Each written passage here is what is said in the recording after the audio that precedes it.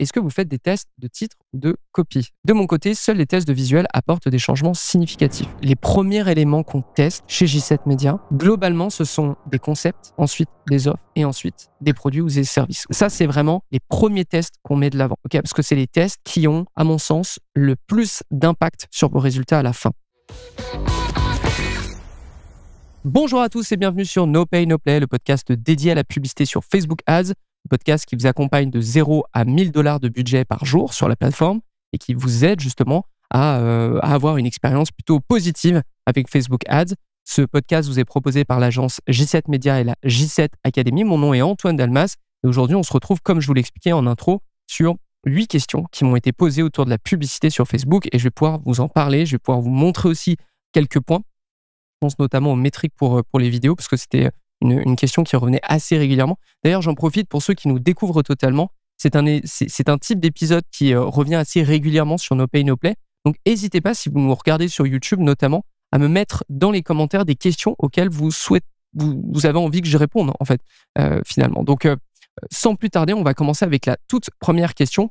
Dans le cas d'une boutique en ligne, est-ce que le tracking, donc le pixel ou l'API de conversion, détecte la vente seulement lorsqu'une personne fait un achat à partir de la publicité, ou est-ce le système de tracking détecte toutes les ventes du site? Bon, alors là, la réponse est assez simple. Dans votre Ads Report, ou plutôt dans votre Event Manager, en fait, donc dans votre gestionnaire d'événements, vous allez forcément avoir un volume de conversion, par exemple achat, lead, etc., qui sera probablement beaucoup plus important que ce qui est attribué à vos propres campagnes. Parce qu'effectivement, le système de tracking de Meta se met en route à chaque fois qu'un événement est, comme achat, lead, etc., est déclenché. Peu importe si ça provient d'une campagne Facebook Ads ou juste d'une personne qui se balade sur votre site. Ensuite, c'est quoi vos métriques pour analyser une vidéo? Alors là, c'est vachement intéressant. Je vais même me permettre de vous partager mon écran. Il y a plusieurs métriques qui sont intéressantes à regarder lorsqu'on utilise de la vidéo. Alors, nous, chez J7 Media, on utilise très peu la vidéo en termes d'objectifs. Maintenant, l'objectif, même en objectif de conversion achat, etc., vous pouvez analyser la consommation d'une vidéo et c'est intéressant parce que si vous avez envie d'optimiser cette vidéo parce qu'elle fonctionne déjà bien, il y a déjà plein d'informations à sortir. Donc, moi, ce que je fais généralement, je me suis créé d'ailleurs une colonne spécialement vidéométrics, mais vous pouvez déjà démarrer avec si je ne dis pas de bêtises, vous avez dans engagement ici, vous avez vidéo engagement. OK. Et là, du coup, on va voir pas mal d'informations.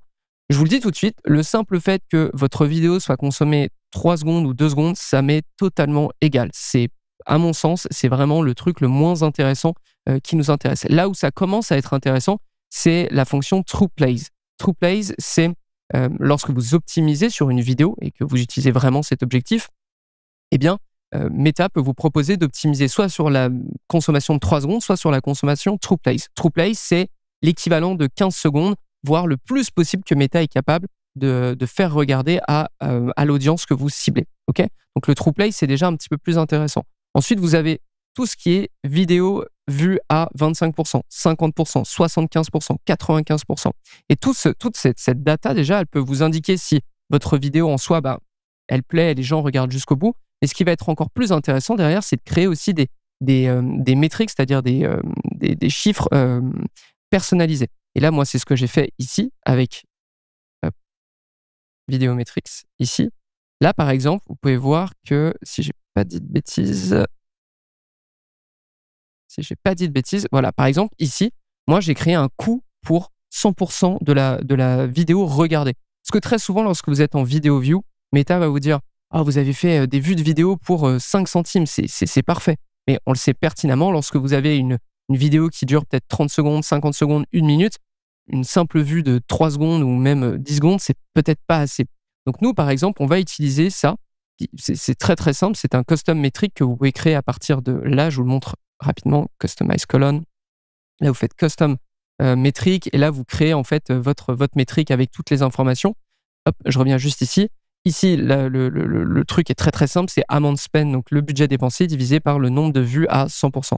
Et là, moi, je vois que ça me coûte finalement 1,19$ d'avoir une vue à 100%. Ça, c'est un premier point qui peut être intéressant. Deuxième point, les deux autres, disons, métriques qui sont hyper intéressants pour vous à regarder à ce moment-là, c'est ce qu'on appelle le hook rate et le True Play Rate.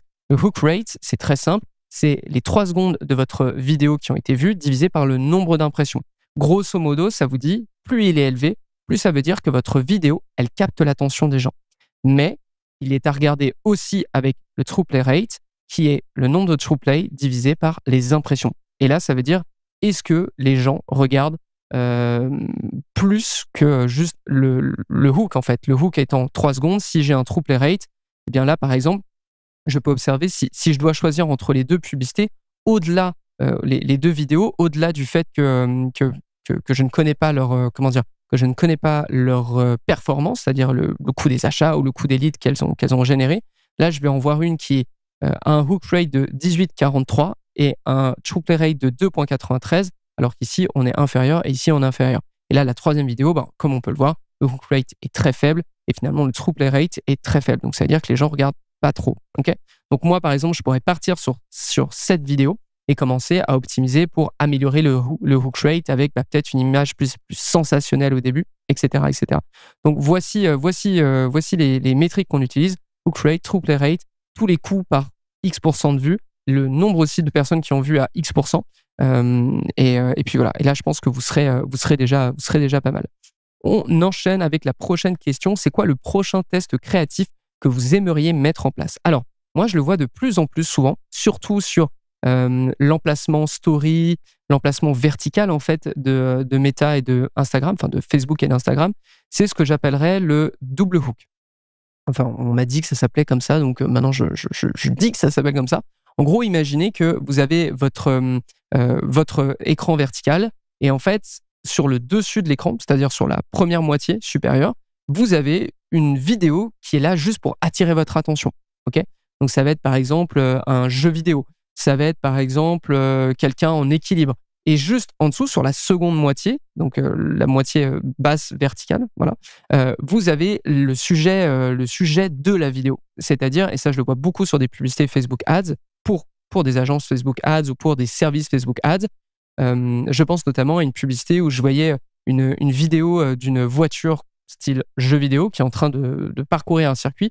Et juste en dessous, vous avez la personne qui vous parle de ses services Facebook Ads, qui vous dit on a plein de templates, on a plein de trucs à vous partager, etc. si ça vous intéresse. Donc ça, je trouve ça vachement intéressant. On a fait ça aussi avec quelques clients, mais c'est vraiment très, très sporadique. Moi, j'aimerais le mettre en place pour les quelques clients que je peux gérer ou même pour J7 Media, parce que je trouve ça intéressant. Le seul point négatif que je peux voir avec ça, c'est en termes de marque. Si vous mettez un peu n'importe quoi avec votre contenu éducatif, c'est certain que je trouve que ça impacte votre marque. Donc, il faut trouver un juste milieu, mais je pense que c'est quelque chose de plutôt intéressant à tester. On enchaîne avec une autre question. J'ai déjà 5 créatifs dans mon audience et cette dernière tourne très bien. Comment faire si je veux tester de nouveaux créatifs? Je lance une nouvelle audience avec exactement le même ciblage et les nouvelles pubs, ou je les ajoute à l'audience en question et on passe à 6 ou 10 créatifs. Alors là, on est très clairement dans un moment où un média buyer qui débute totalement, qui se dit « Ah, j'ai pas de place pour tester mes nouveaux créatifs, je vais couper plutôt celles qui roulent à l'heure actuelle pour laisser la place aux autres. » J'en ai fait un épisode complet sur la règle numéro 1 sur Meta, c'est-à-dire ne jamais couper quelque chose qui fonctionne. Là, on est complètement dans ce contexte-là, c'est-à-dire que la personne, elle est bloquée avec un créatif qui fonctionne trop bien, ou du moins qui a trop de budget. Dans ces cas-là, on revient à cette question, est-ce que ce créatif fonctionne? Oui, non. S'il ne fonctionne pas, évidemment, on le coupe pour laisser la place aux autres. Il fonctionne, oui.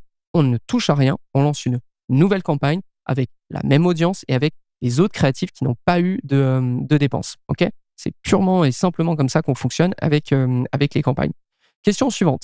Question sur les audiences. Est-ce que vous utilisez souvent l'intérêt engaged shopper ou soit acheteur actif, je pense en français, ou shopping actif. Voilà. J'ai l'impression que c'est l'intérêt facile à aller chercher. Alors, je pense que je suis même d'accord avec la personne qui a posé la question. C'est probablement l'intérêt qu'on va tous tester lorsqu'on démarre sur Facebook Ads. Maintenant, est-ce que ça fonctionne?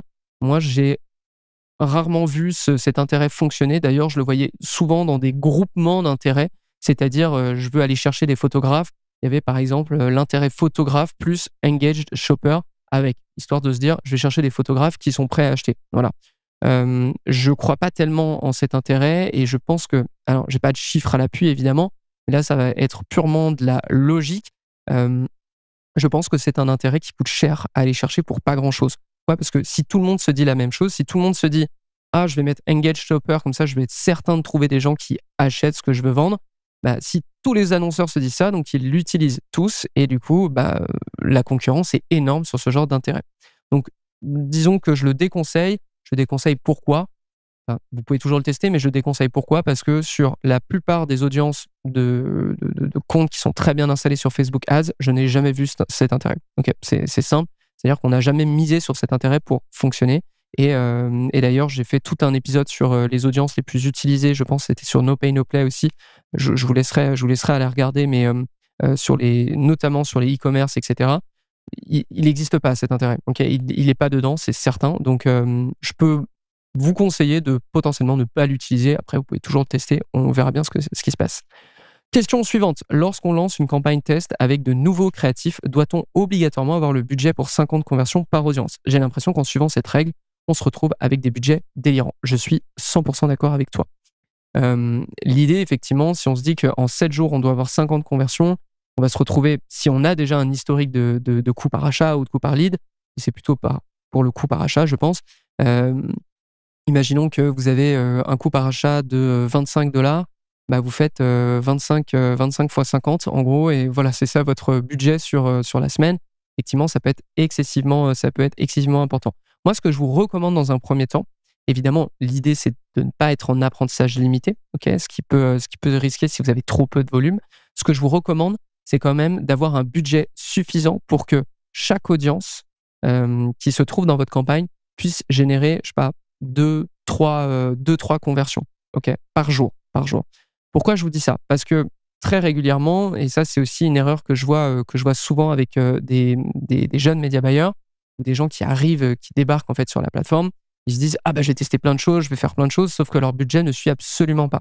Ils se retrouvent avec plein d'audiences, plein de publicités dans leurs audiences qui sont actives. Et ça, c'est un véritable problème parce que ce qui va se passer, et là je vous le donne en 1000, 80% de votre budget va partir sur une seule pub, une seule audience, 15% va partir sur la deuxième pub de cette même audience et le reste va grappiller le reste. Voilà. Donc moi, ce que je vous recommande dans tous les cas, c'est lorsque vous lancez une campagne, d'avoir le moins d'éléments actifs lorsque vous le lancez. Okay, c'est pas un problème d'intégrer en amont plusieurs publicités et de les lancer plus tard. C'est juste lorsque vous êtes actif, il faut avoir le moins d'éléments possible pour qu'il y ait une meilleure distribution du budget. Donc, pour répondre maintenant frontalement à cette question, je suis d'accord avec vous. L'idée, c'est pas d'avoir un budget, parce que tout le monde peut pas se permettre d'avoir un tel budget dès le départ. C'est quand même énorme. Mais l'idée, c'est d'arriver rapidement à un budget où vous êtes certain, du moins, de ne pas tomber dans l'apprentissage limité. Ok. Question suivante. Vous parlez souvent de tester des Reels et des Stories. Est-ce que vous avez des premiers résultats? Comment ça se concrétise? C'est une question intéressante. Les Reels et les Stories, à quel moment on va l'utiliser en fait? C'est parce qu'il y a surtout cette question au préalable. À quel moment on va utiliser des tests de Reels et de Stories? En fait, c'est assez simple. Lorsque vous avez une campagne qui a bien roulé, sur lesquelles vous avez de bons résultats, etc., il y a une question à aller se poser, c'est-à-dire où a été fait, où sont faites mes conversions, ok? Où sont faits mes achats? Et dans ce cas-là, vous pouvez très bien aller sur le Ads Manager. Vous allez, je pense que je vais vous le montrer encore une fois, ce sera peut-être un petit peu plus simple. Je vais prendre par exemple cette publicité. OK. Et là, je vais faire breakdown ici. Et là, je vais regarder placement. Donc vous, ce sera probablement autre chose. Et là, ce que je regarde, imaginons que ce sont des conversions. Là, on voit par exemple que j'ai dépensé 900 € sur $900 sur des Reels Insta dans l'app. Imaginons que c'est effectivement des conversions et que tout va bien. D'ailleurs, on le voit, Reels, Story, Reels, Feed, etc. Là, imaginons que vous avez une campagne normale qui envoie sur des sur des emplacements, tous les emplacements confondus. Si vous observez en fait que sur les emplacements verticaux, vous avez de bons résultats, mais votre budget ne pousse pas assez, c'est-à-dire que Meta va principalement dépenser sur le feed Facebook et le feed Insta, ce qui est tout à fait normal, et qu'avec le peu de budget ou avec le budget qui arrive à récupérer des emplacements verticaux, vous avez de bons résultats.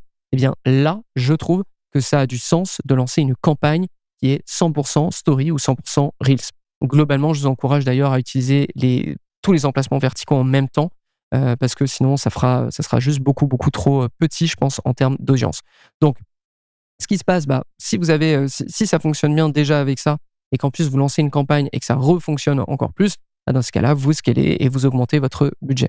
Donc, je ne peux pas vous donner de bons ou de mauvais résultats, je peux juste vous donner ce cadre de travail. Si vous observez qu'avec le peu de budget que vous avez, ça fonctionne bien sur des formats verticaux, ça peut valoir le coup d'avoir une campagne dédiée aux formats verticaux et d'imposer à Meta de dépenser uniquement là-dessus. Dernier test, est-ce que vous faites des tests de titre ou de copie? Donc, copie, rédaction. De mon côté, seuls les tests de visuel apportent des changements significatifs. Alors, c'est intéressant parce que dans notre méthode de testing, on avait beaucoup poussé les titres et les rédactions. Maintenant, on a plus d'un an d'expérience sur cette méthode de testing. Et ce que je peux vous dire, c'est que les premiers éléments qu'on teste chez J7 Media, globalement, ce sont des concepts publicitaires, ensuite des offres et ensuite des produits ou des services ou des verticales de services. Ça, c'est vraiment les premiers tests qu'on met de l'avant. Okay, parce que c'est les tests qui ont, à mon sens, le plus d'impact sur vos résultats à la fin. Ce qui fait que, par élimination, tout ce qui va être titre, rédaction, tout ce qui va être tagline, etc., ça va devenir des optimisations, des tests pour augmenter les résultats de quelque chose qui fonctionne déjà. Mais à mon sens, avec simplement des tests de titres, vous ne rendrez pas une publicité mauvaise meilleure. Ou du moins, ça ne sera pas assez significatif, je trouve, par rapport à tester un concept publicitaire qui est complètement novateur, qui a été bien pensé, etc., etc. Donc, si vous écoutez No Pay No Play, j'assume que vous êtes plutôt côté débutant intermédiaire. Moi, ce que je vous recommande chaudement, c'est plutôt de tester des concepts publicitaires. Si ces concepts fonctionnent, si vous avez des preuves de succès, là, vous pouvez commencer à tester justement ou optimiser ou isoler une variable parmi les rédactions, parmi les titres, etc. et tout le reste. Okay, donc, si j'ai une synthèse à vous donner là-dessus, le concept prévaut, le titre et la rédaction, c'est plutôt de l'optimisation derrière. Ok. Donc, on a terminé pour toutes ces questions. J'espère que ça vous a plu, cet épisode. Moi, j'adore faire j'adore répondre à des questions comme ça sur Facebook Ads. Donc, si vous venez de nous découvrir ou si vous avez envie qu'il y ait plus d'épisodes de ce type où je réponds à des questions très larges ou justement des questions très, très nichées, n'hésitez pas à me les écrire dans les commentaires YouTube de cet épisode ou des autres. D'ailleurs, je les prendrai tous. Et dès que j'en ai assez, je vous fais un autre épisode là-dessus. Et comme ça, je peux vous donner mon avis d'expert et puis l'avis aussi de J7 Media, de tous les médias buyers, de comment on fonctionne chez J7 Media. Voilà. Et si aussi, j'en profite, si vous avez envie de devenir meilleur aussi sur Facebook Ads et de le rester, je vous encourage vivement à nous rejoindre dans la J7 Academy, j7academy.com, ou dans les notes de l'émission. Vous allez voir, c'est un service qui, à mon avis, devrait intéresser pas mal de médias buyers qui nous écoutent à l'heure actuelle. C'est tout pour aujourd'hui. J'espère que ça vous a plu. C'était Antoine Dalmas. Et moi, je vous donne rendez-vous au prochain épisode de No Pay, No Play. À très vite.